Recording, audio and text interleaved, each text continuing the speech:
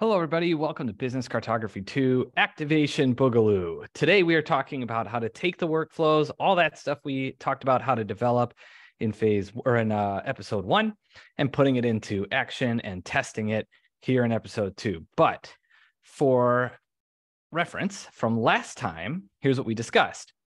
First and foremost, process map should really be designed to get you to the simplicity on the other side of complexity. Once you take into account all those elements of complexity, what then do you wind up with on the other end? Hopefully it's something simple. Digging in a little bit, we talked about workflows, which looks something like this, how to get from end to end on really anything that you want to make.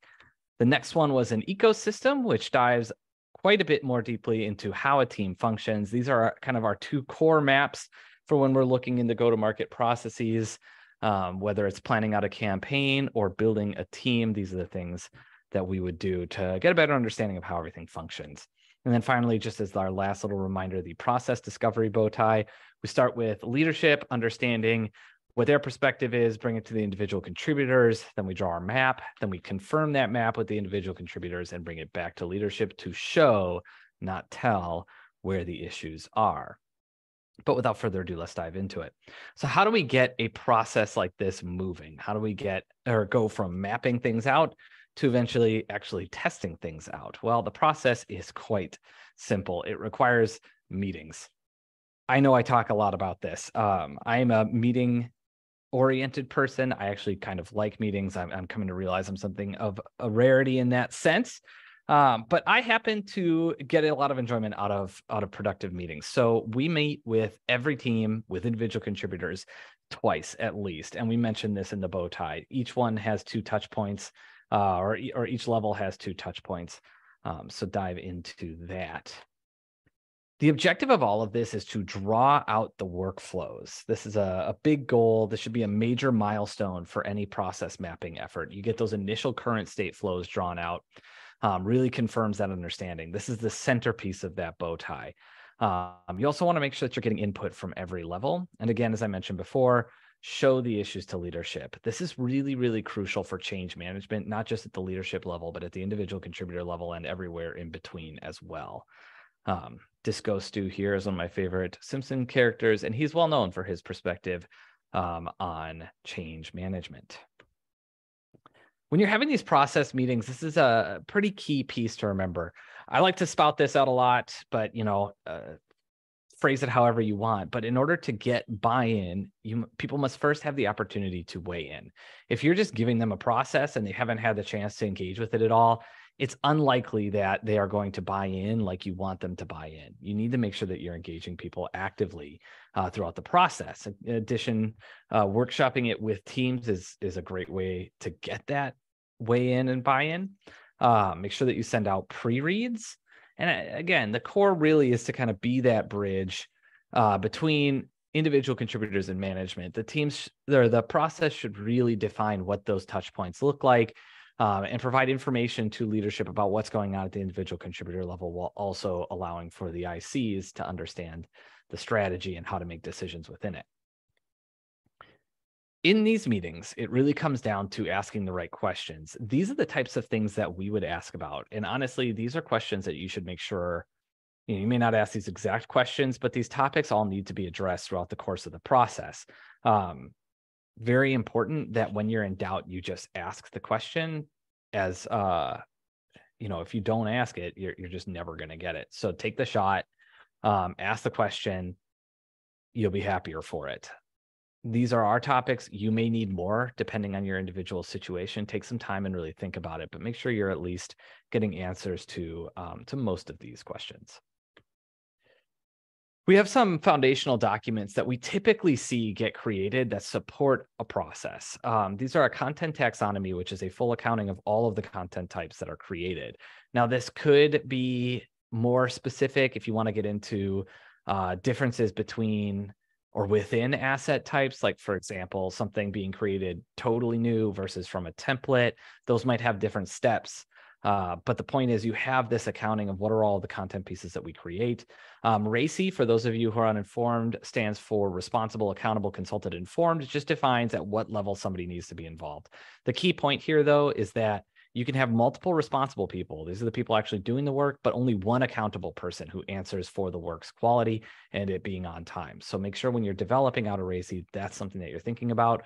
We find it's very helpful to do it by workflow steps. And in some cases, you can lump some of these steps together where the roles are more or less the same. A review process is really important if you're doing a workflow, particularly for any kind of content production or campaign development. Having this kind of review process that's structured and has clear boundaries gives people the ability to push back if they need to. It's a very, very helpful thing. This is a really, really core document. We've run into a lot of issues where review and approval tends to be where we run into a lot of the delays and bottlenecking. So making sure that there are clear boundaries around that process is very important. And then finally, project blueprints. So if you're doing repeatable projects and you're doing a lot of them, having blueprints that define what the steps are within a project management tool is a great way to automate a lot of the step building.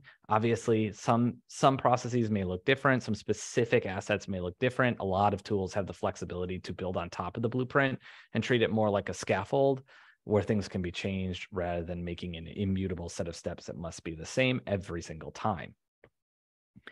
One thing to consider is fast tracks. If you're building out a workflow, identify where you might be able to have fast tracks. The trick with a workflow is that when everything goes through all of the same steps, sometimes those steps are unnecessary.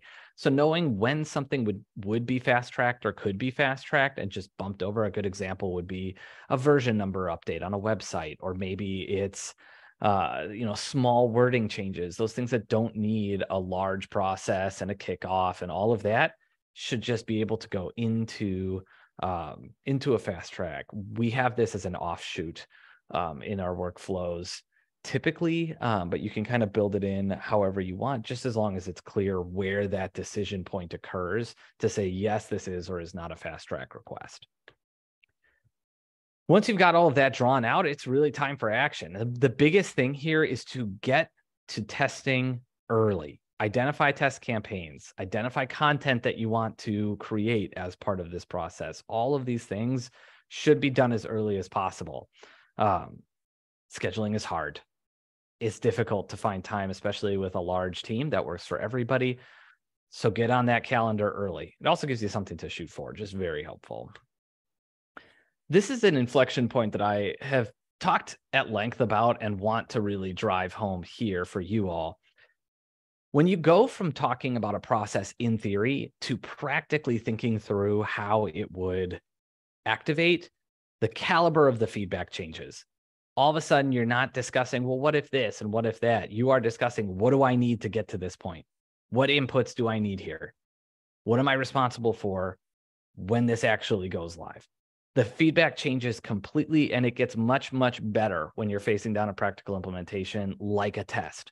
So if testing is on your timeline, get there as fast as you can.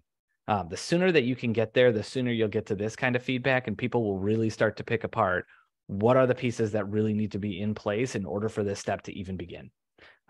You just can't get that when you're talking about it in theory. Much, much better to get to the practical side of it. And then finally, a little bit of guidance for testing.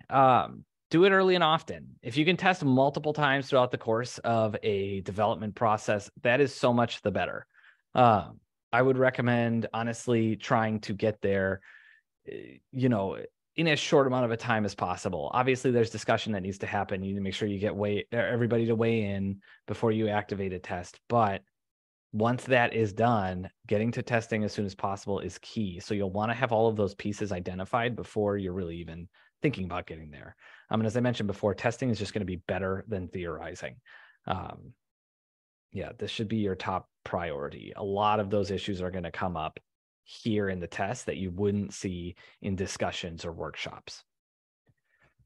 So in short here, and just to wrap it all up, don't be afraid of meetings. Draw the flow out. Make it visual, bring it to people, and use this for discussion. Confirm that the flow that you've drawn is the way that it actually is in the current state, and then design the future state. Think very carefully about your questions. The main reason just being you want to be thorough in your questions. You're not going to get everything, but you can get a lot of things with these questions. As you develop your skills in this, you will learn to ask more and more of the right questions. So just be logging what those are. Finally, you want to consider fast tracks for small requests and get to testing early. These are the main takeaways. With this, plus the last episode, you should have a good understanding of what the process looks like to go from developing the earliest stages of workflow all the way through to testing and activating. So with that in mind, good luck and happy mapping.